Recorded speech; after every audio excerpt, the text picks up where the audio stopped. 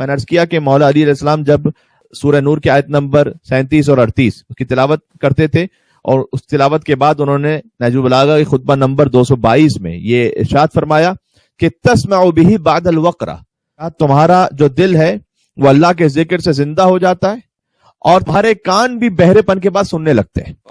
اللہ کی یاد میں اپنے آپ کو محو کر لیتے ہو تو پھر تمہارے کان بہرے پن کے بعد سننے، یعنی اب حق کو سننے کے لیے وہ آمادہ ہو جاتے ہیں. وَتُبْصِرُ بِهِ بَعْدَ الْأَشْوَارِ، تمہاری نگاہیں بھی اندھے پن کے بعد دیکھنے لگتی ہیں. یعنی نبی مکرم صلی اللہ علیہ وآلہ وسلم سے منسوب ایک دعا ہے، فرمایا کہ اللہم ارنی الاشیاء کما ہی، بہت خوبصورت دعا ہے یہ، پروردگار مجھے اشیاء کو ایسے دکھا جیسے کہ وہ ہیں. یعنی اس فقرے میں ایکچولی بصارت نہیں مانگی جا رہی، اس میں بصیرت مانگی جا رہی ہے. بہت بڑی نعمت ہوتی ہے کہ جب انسان اشیاء کو ویسے دیکھنے لگے جیسے ان کی حقیقت ہے، فقط ظاہر کی رنگینیوں پہ نہ جائے. تو مولا علی السلام کہتے ہیں کہ جب تم دل کو ذکر خدا سے سیقل کر دیتے ہو، یعنی اس کے زنگ کو دور کر دیتے ہو، تو تمہارے کان بہرے پن کے بعد سننے لگتے ہیں، تمہاری نگاہ اندھے پن کے بعد دیکھنے لگتی ہے. اس لیے کہ جب دل نورانی ہو جاتا ہے تو نگاہوں میں بھی حقیقت سامنے آ جاتی ہے. مثلا کیا حقیقت سامنے آ جاتی ہے؟ کیا مطلب ہے؟ یعنی کہ نماز کی مثلا حقیقت کیا ہے، عبادتوں کی حقیقت کیا ہے، وہ سامنے آ جاتی چیزیں. ویسے نماز کی ایک حقیقت ہے کہ منعم کا شکر ادا ہونا چاہیے، یعنی اس نے نعمتیں عطا کی اس کی بارگاہ میں سر کو جھکا دو، یہ ہے نماز کی حقیقت. اس طرح سے اللہ تعالیٰ نے دنیا کی حقیقت کو بھی بتلایا ہے. جب انسان کا دل نورانی ہوتا ہے تو وہ دنیا کی زرق برق رنگینیوں میں اور فقط کھیل تماشے میں اپنے آپ کو نہیں رکھتا. دنیا کی حقیقت اللہ نے بتائی ہے، قرآن میں فرمایا سورہ انعام کی آیت نمبر 32 میں وَمَا الْحَيَاةُ الدُّنْيَا إِلَّا لَعِبٌ وَلَهْوٌ، یہ حیات دنیاوی کھیل اور تماشے کے سوا کچھ ہے نہیں. 4 مقامات ہیں جو اللہ سبحانہ و تعالیٰ نے یہ کہا ہے. سورہ انعام میں فرمایا، سورہ عنکبوت میں فرمایا، سورہ محمد میں فرمایا، سورہ حدید میں فرمایا.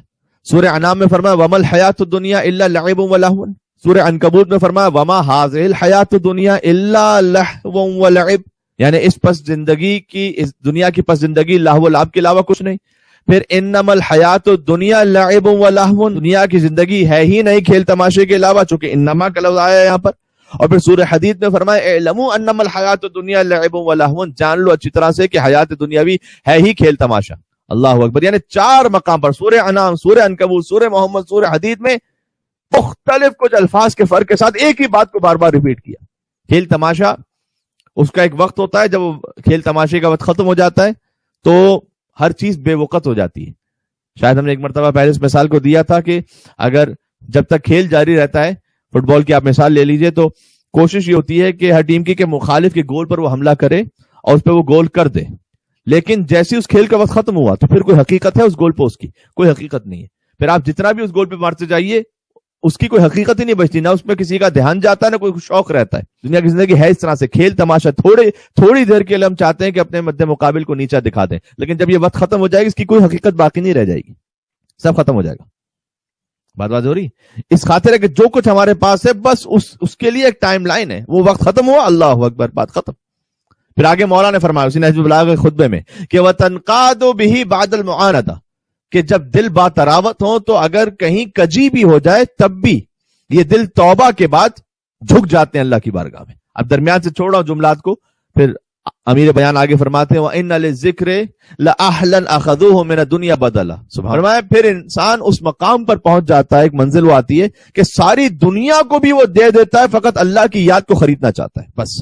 باقی دنیا کی ہر شے وہ کہتا ہے لے لو مجھ سے، بس میرے پاس میرا دین باقی رہے. فَلَمْ تَشْغَلْهُمْ تِجَارَةٌ، لہذا دنیا کی کوئی تجارت اسے غافل ہی نہیں کرتی یاد خدا سے.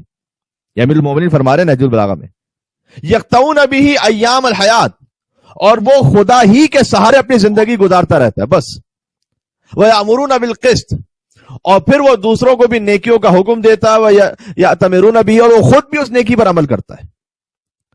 وَيَنْهَوْنَ عَنِ الْمُنْكَرِ، اور پھر وہ لوگ وہ ہوتے ہیں کہ جو منکر سے روکتے ہیں، وَيَتَنَاهَوْنَ عَنْهُ، اور اس سے پہلے وہ خود بھی رک رہے ہوتے ہیں، اپنے آپ کو بھی روکتے ہیں، دوسروں کو بھی حکم دیتے ہیں. وَكَأَنَّمَا قَطَعُوا الدُّنْيَا عَلَى الْآخِرَةِ، مولا کہتے ہیں کہ پھر وہ دنیا ہی میں رہتے رہتے آخرت کا فاصلہ طے کر لیتے ہیں. یہیں سے ہی وَهُمْ فِيهَا فَشَاهَدُوا مَا وَرَاءَ ذَلِكَ، وہ دنیا میں ہوتے ہیں لیکن پس پردہ دنیا میں جو سامنے نظر نہیں آ رہا اسے بھی دیکھ رہے ہوتے ہیں.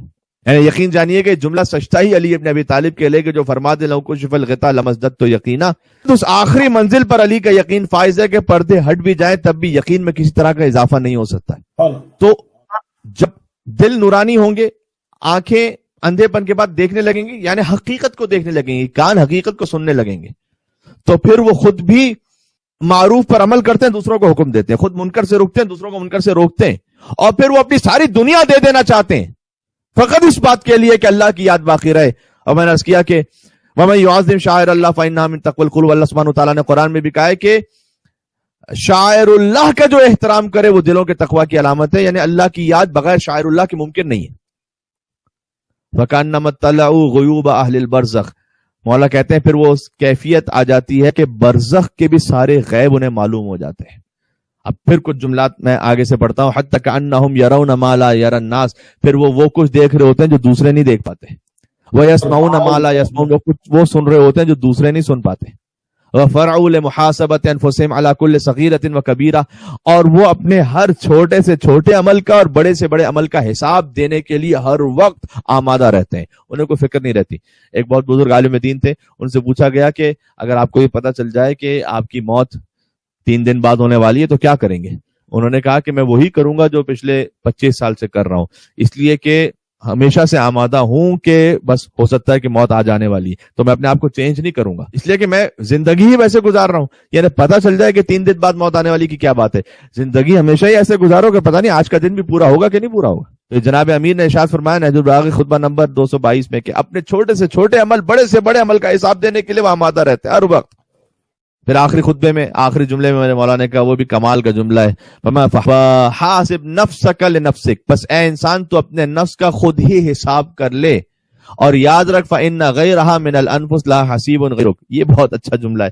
فرمایا اے انسان تو اپنے نفس کا خود ہی حساب کر لے، اس لیے کہ دوسروں کے نفس کا حساب کرنے والا تو نہیں ہے، وہ کوئی اور ہے، یعنی تم اپنا حساب کر لو، کسی اور کے لیے کوئی فرصت ہی نہیں ملے گی تمہیں اگر تم اپنے آپ میں کے حساب میں لگے رہو گے، دوسروں کا حساب خود اللہ سبحانہ وتعالیٰ کر لے گا۔